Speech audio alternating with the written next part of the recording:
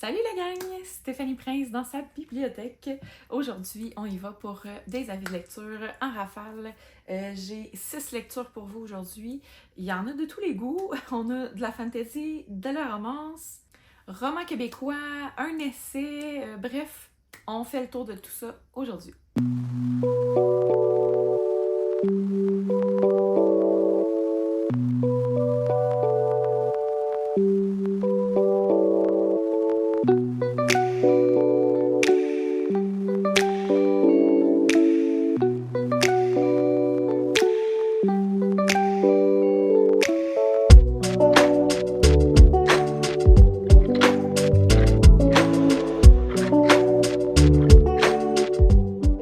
Donc, ma première lecture de laquelle j'aimerais vous parler, il s'agit de L'amour dans la grosse pomme de Isabelle Barrette.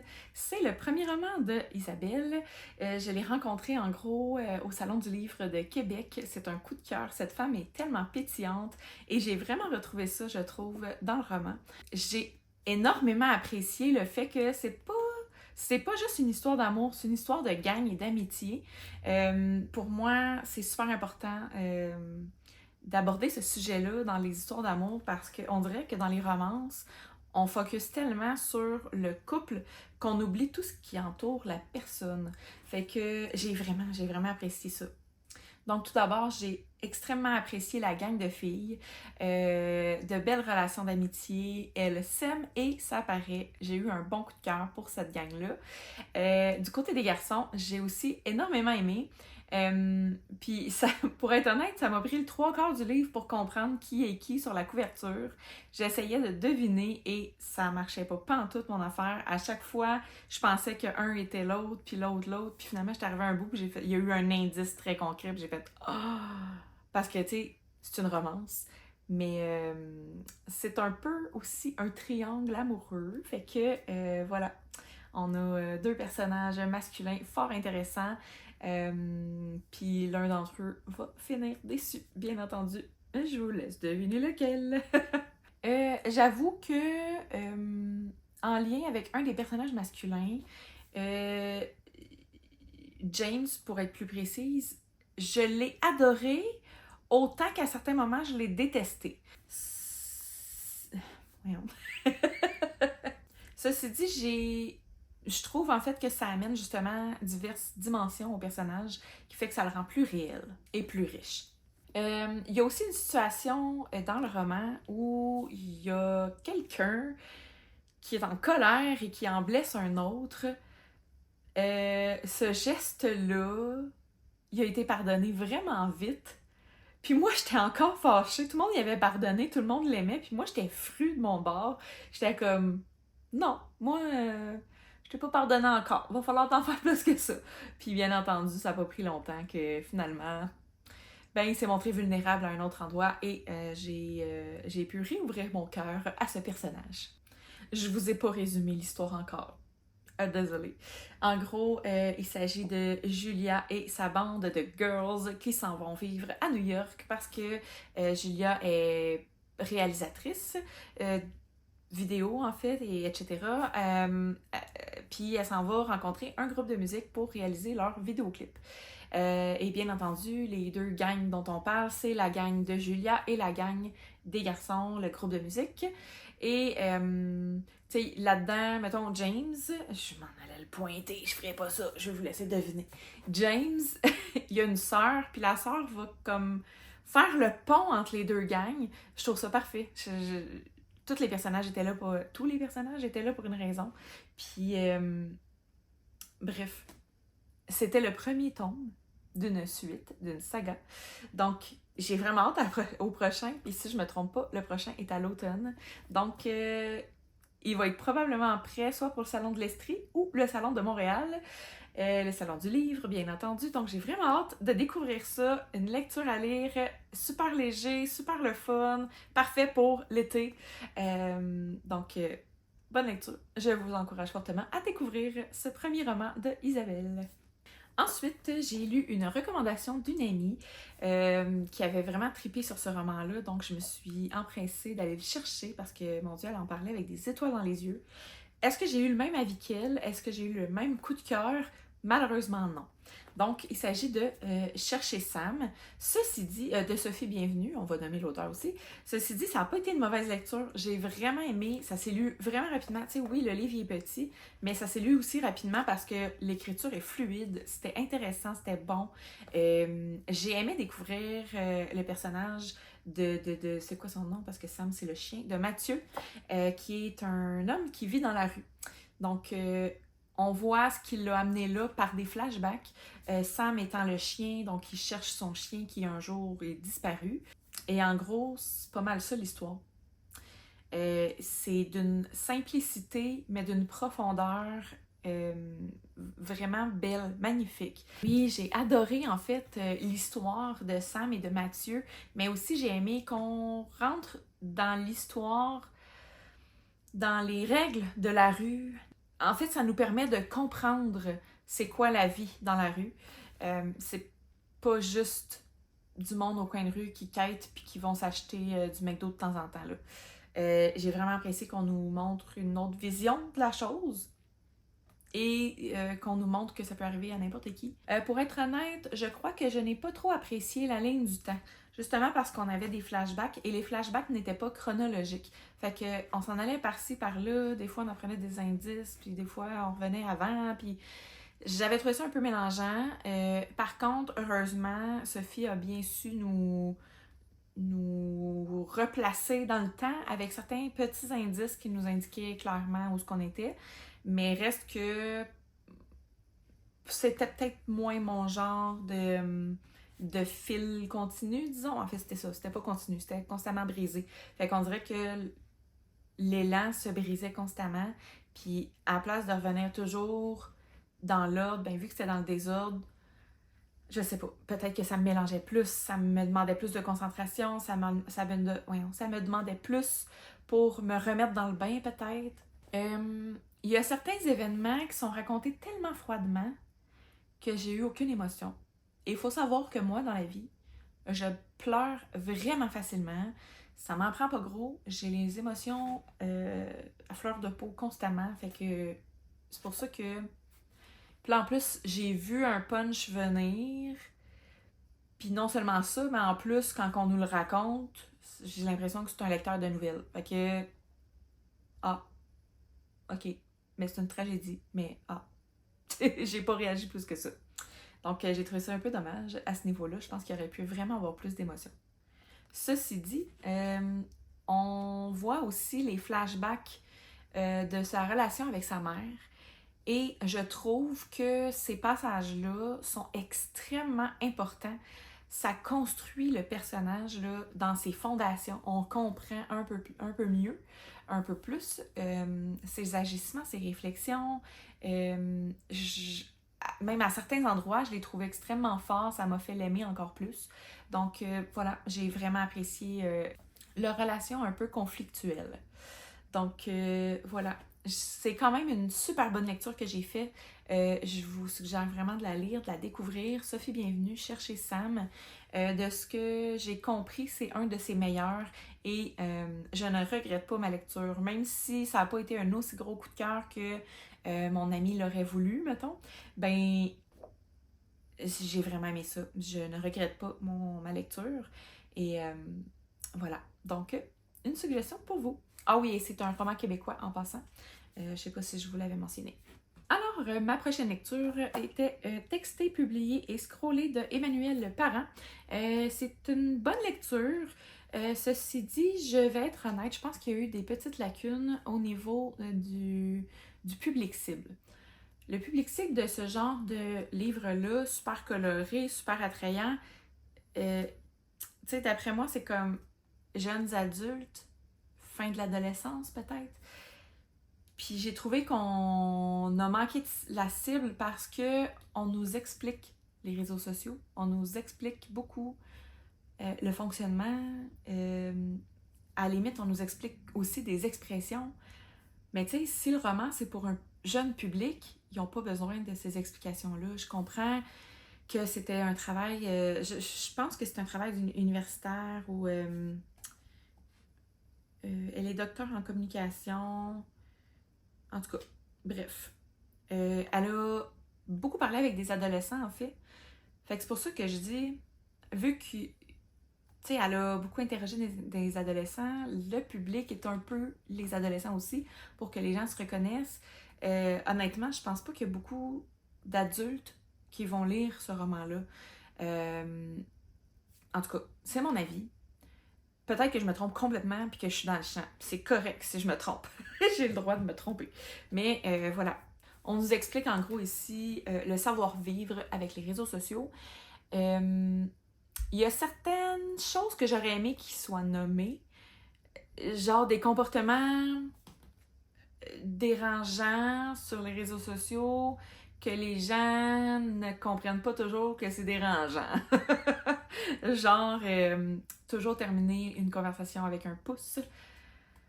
Genre, si moi aussi je terminais avec un pouce, on n'aurait pas de fin, là. Ce serait un pouce un après l'autre, là. Fait que, tu sais, genre, vouloir le dernier mot à tout prix, c'est ça que... En tout cas, bref, ça, c'est une des choses que j'aurais aimé qu'il soit nommé. Mais ça a été un petit peu approché, mais avec un autre type d'exemple, là. Mais voilà, bref. Donc ici, j'ai apprécié qu'on nomme beaucoup les choses, mais on voit, on dirait, à travers les écrits, que l'auteur a un avis assez négatif des réseaux sociaux. Il n'y a pas eu beaucoup de positifs de nommer, honnêtement. Mais au moins, elle nomme qu'elle est dans le même bateau. Puis que, tu sais, c'est pas... Elle n'est pas en train de dire, en tout cas, moi, j'ai compris que... Non, c'est pas ça, parce qu'elle comprend qu'elle est dans le même bateau que tout le monde. Mais voilà, j'ai trouvé qu'on nommait énormément le négatif, qu'on focusait beaucoup là-dessus.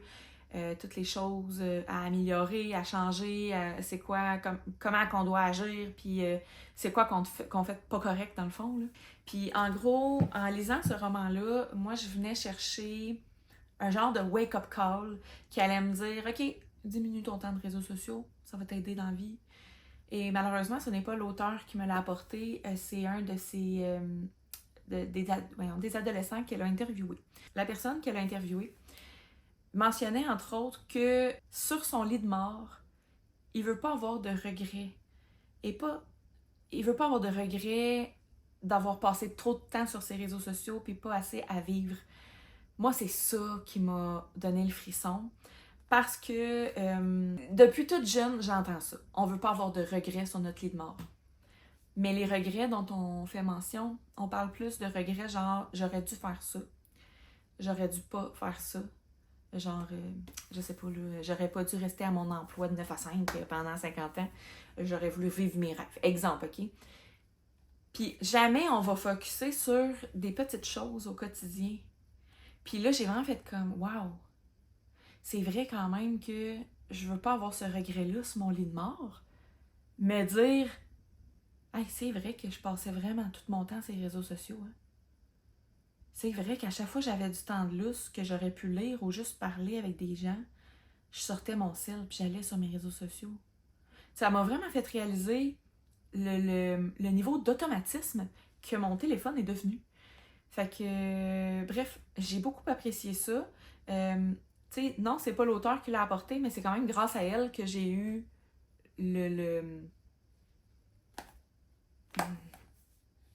l'éveil, je sais pas le bon mot que je cherche, mais c'est pas grave. Et savez-vous ce que j'ai beaucoup apprécié aussi? C'est que l'auteur nous a fait une liste à la fin du livre pour nous donner des idées d'activités ou de choses à s'occuper à la place de prendre notre sel. Non, mais si c'est pas de la solution, ça, ou trouver des solutions, puis amener des idées, etc., écoute, juste pour ça, ça l'a vraiment augmenté ma note de mon avis final. En passant, si vous voulez voir mes avis sur Goodreads, mon nom est Stéphanie Prince sur Goodreads aussi. Donc vous pouvez me trouver, j'ai toujours la même face sur mes photos avec le même kit, là, c'était la même séance photo. Donc voilà, c'est mon avis pour ce roman-là. C'est une belle collection en passant. Je vous ai déjà fait un avis, si je ne me trompe pas, d'un livre de cette collection-là que j'avais pris à la bibliothèque. Il s'agissait de La cause animale, que j'avais adoré. Et là, ça a moins fonctionné pour moi parce que je connais déjà énormément les réseaux sociaux.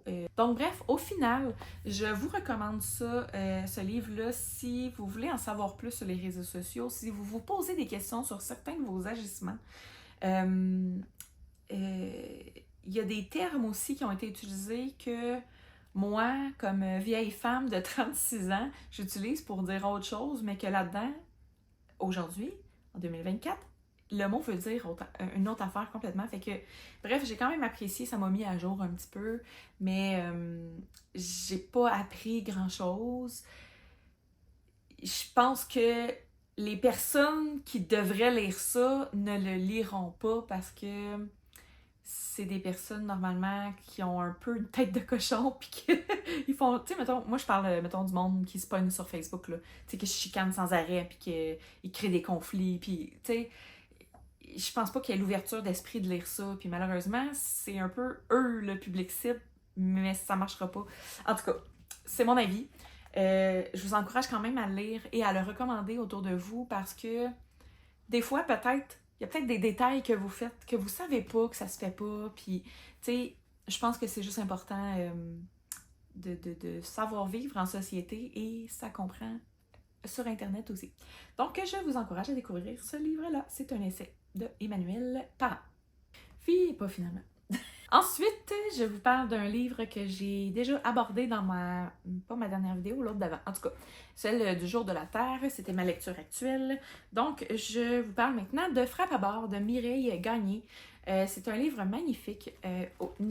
Voyons, je recommence. Autant au niveau de la couverture que de l'édition à l'intérieur. Je trouvais ça magnifique. Les pages sont pas totalement pleines, fait que je trouvais ça intéressant au niveau de la lecture. C'est moins lourd. C'est divisé, mettons, en chapitres avec plusieurs parties à l'intérieur. Fait que ça raccourcit vraiment la longueur du texte qu'on a à lire. Fait que ça se lit, là, 24 heures, ça va être fini, là. Donc, je vous avais déjà parlé de ce livre-là. Je vais vous essayer, tenter, en tout cas, de vous le résumer à nouveau. On suit un frappe à bord. C'est un moustique, communément appelé ici une mouche à chevreuil ou une mouche noire. Donc ça, c'est un des narrateurs. On a un autre narrateur qui vit aujourd'hui et qui voit des montées de rage globales aujourd'hui, qui passe aux nouvelles, que c'est assez étrange, etc. On a un autre narrateur aussi qui est en 1942. Je pense que ça a été mon narrateur préféré. En gros, cette personne est un scientifique, si je ne me trompe pas, puis il va travailler à Gros-Île. Gros-Île. Je vous en ai parlé aussi dans l'autre vidéo, là, mais Gros-Île, c'est mon lieu de...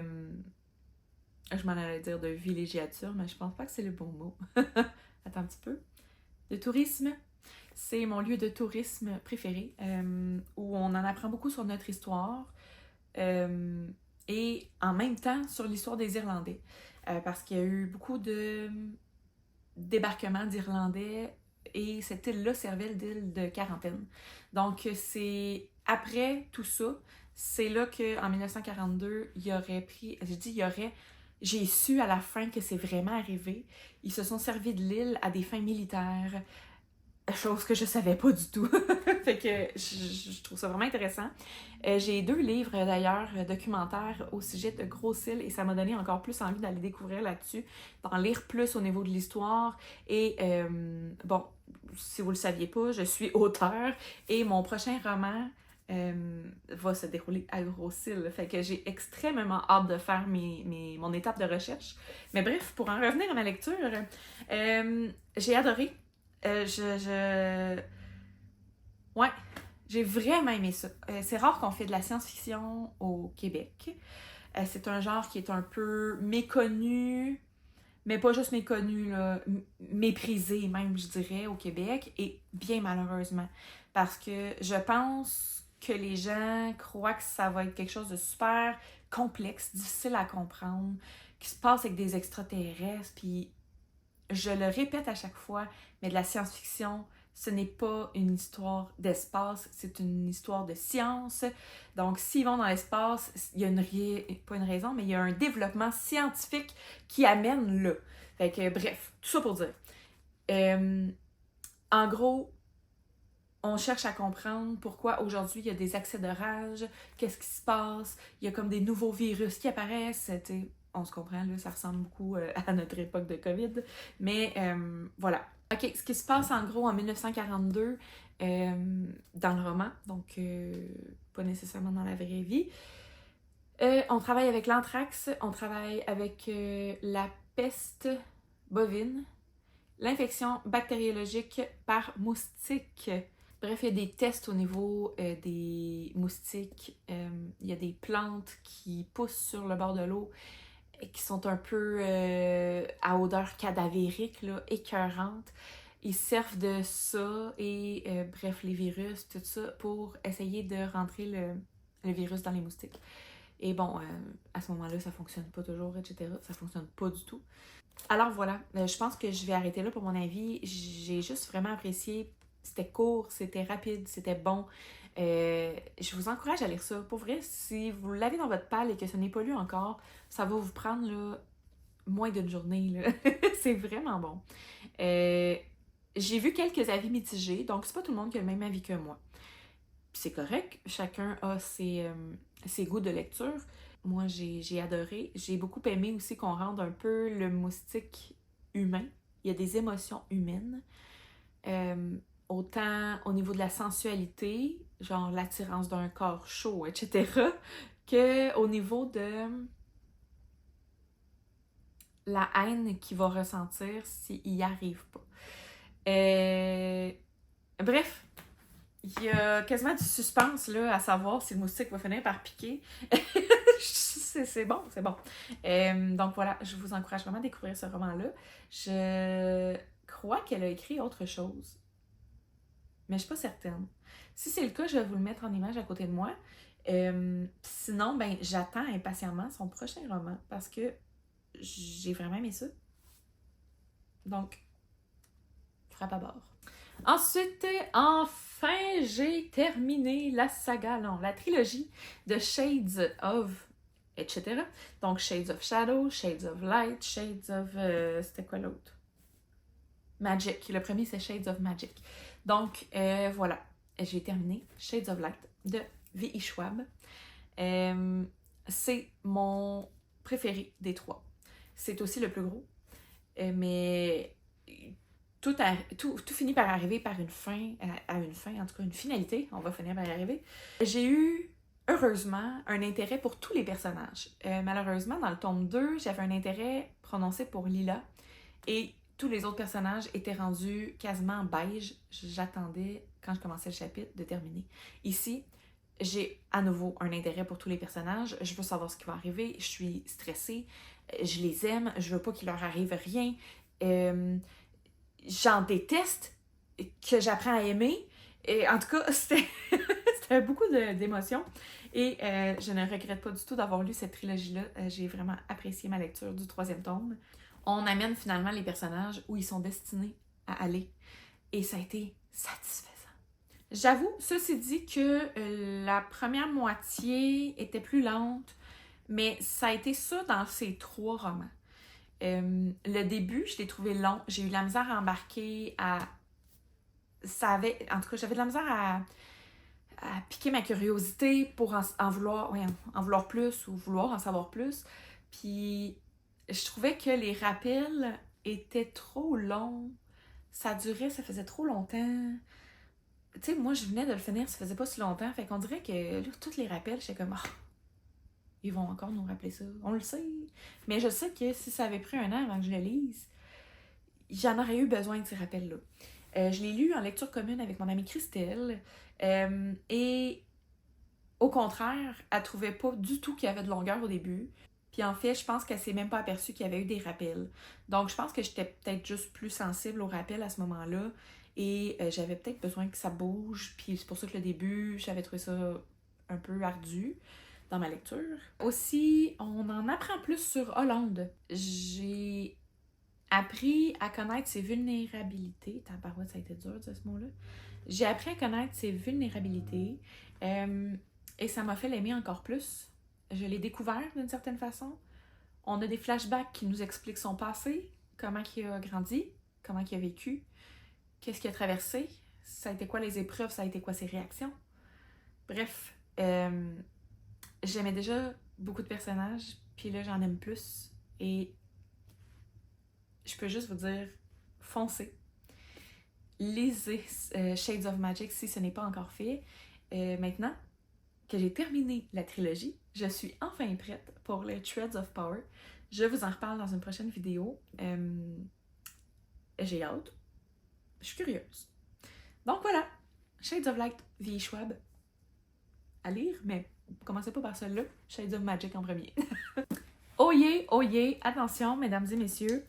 Ma prochaine lecture que j'avais très hâte de vous parler. Je m'en allais vous mettre en contexte, mais je vais vous le dire tout de suite. The Last Letter de Rebecca Yarros. En français, il s'agit de Chère Ella. C'est bon, là. Ah, que c'était bon. Vous avez aimé Fort Wayne puis Iron Flame, là? C'est la même auteure. Au niveau de la romance, j'ai vécu les mêmes émotions. C'était bon. Ah, c'était bon. Il y a plein d'affaires que j'ai vraiment été sur le derrière. Là. Je ne m'attendais pas à ça. Puis ça m'arrive rarement, vous le savez. Là. Fait que, ouais. C'était bon. Je l'ai lu en lecture commune d'ailleurs. En fait, lecture commune, mais en décalé. Parce que je finissais Shades of Light avant. Mais voilà, avec mon amie Vicky. Puis les deux, ça a été un super coup de cœur. Faut que vous lisiez ça. C'est tellement bon. Bref, j'ai trouvé les liens entre les personnages tellement forts, tellement profonds, que j'avais l'impression que ces personnes-là existaient. Donc, ça m'a fait les aimer, mais m'accrocher à eux et à leur existence encore plus. Ah, j'ai des frissons, j'ai quasiment envie de pleurer. Ce que j'ai aussi apprécié... Attends une minute, je vais vous faire le résumé avant toute chose. Hein? OK, il s'agit de... c'est quoi son nom? Beckett. Beckett travaille dans l'armée avec le frère qui est... C'est quoi le nom du frère? Ryan. Il travaille dans l'armée avec Ryan. Ryan qui est le frère de Ella. Bon, il arrive des tragédies. On est dans le temps de guerre. Il y a des traumatismes, il y a des blessures, il y a de la culpabilité. Fait que, bref, c'est écrit à l'arrière, mais Ryan décède, il meurt. Et les lettres, c'est... Il a envoyé une lettre à Beckett pour lui demander d'aller prendre soin de sa sœur. C'est sa dernière Voyons! Sa dernière demande. J'ai failli redire demeure en le disant, voyons! OK! Alors, voilà. Puis, faut que vous sachiez, c'est super important, Beckett communiquait avec Ella par lettre sous le nom de K.O. parce qu'ils peuvent pas donner leur vrai nom quand ils envoient des lettres à des proches ou à d'autres gens. Et je vous laisse découvrir la suite. Je peux pas vous en dire plus, mais Ella a des enfants. Elle a 2 jumeaux, une fille et un garçon. Et il arrive des choses terribles dans cette famille. J'ai vraiment hâte que vous découvriez ça. J'ai été dévastée. Je m'en rappelle pas si j'ai déjà pleuré comme ça dans un roman, mais oui, j'ai déjà pleuré comme ça dans un roman. Mais ça fait partie de mes romans où j'ai pleuré à sanglots.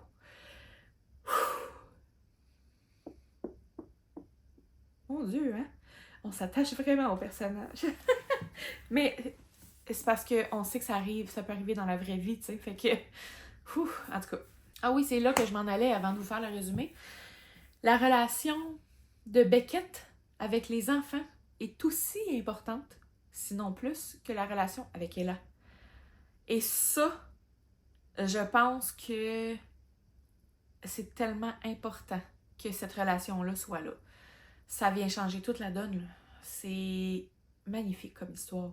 En gros, la morale du roman, de l'histoire, c'est de profiter de chaque personne.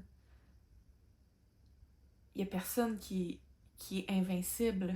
Donc voilà, je vais arrêter là, sinon j'arrêterai pas de pleurer. C'était vraiment excellent comme roman, puis je vous le suggère fortement. The Last Letter, Chère Ella en français, par Rebecca Yarros.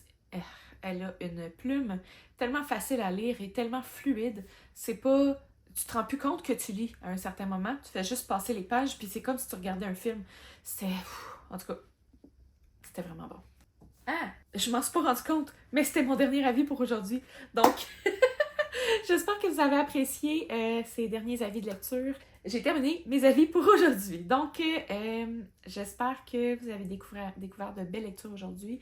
S'il y en a un de ceux-là que vous avez lu, Aimer ou pas aimer, venez m'en parler en commentaire. J'adore toujours discuter avec vous de nos lectures communes. Puis que vous me disiez ce que vous avez aimé ou ce que vous avez pas aimé. Parce que des fois, des choses que j'ai aimées, vous ne l'avez pas aimé. Des choses que vous aimerez pas, moi je vais aimer. Fait que, en tout cas, je trouve ça vraiment intéressant de partager sur le sujet de la lecture. Alors, ben, je vous souhaite une excellente semaine, puis on se voit la semaine prochaine. Je vous invite à aimer la vidéo et sonner la petite cloche pour vous abonner pour voir les prochaines. Et ben voilà, donc on se voit la semaine prochaine. Salut!